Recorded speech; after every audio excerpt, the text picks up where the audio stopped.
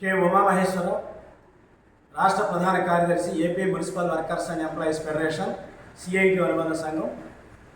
Greater Visakha municipal corporation పరిధిలో municipal కార్మికుల నుండి చట్టవిరుద్ధంగా ఇన్కమ్ ట్యాక్స్ వసూలు చేసినటువంటి 4.5 కోట్ల రూపాయలు కార్మికుల అకౌంట్లో వెంటనే వేయాలని రాష్ట్ర ప్రభుత్వాన్ని, మున్సిపల్ కార్పొరేషన్ని డిమాండ్ చేస్తూ ఉన్నాం. గత 2 సంవత్సరాలుగా ఈ డబ్బులు స్లమ్ లెవెల్ ఫెడరేషన్స్ వాళ్ళ అకౌంట్లో ఉన్నాయి. అవినీతి జరిగిందని, ఎవరెవరో కాజేశారని చెప్పే పద్ధతిలో పెద్ద ఎత్తున ప్రచారం జరుగుతుంది. ఈ ప్రచారానికి సంబంధించి వాస్తవ విషయాలు తేల్చాలి, వెంటనే న్యాయ విచారణ జరపాలి. అవినీతి జరిగి ఉంటే అవినీతికి పాల్పడినటువంటి వాళ్ళ మీద చర్యలు తీసుకోవాలి.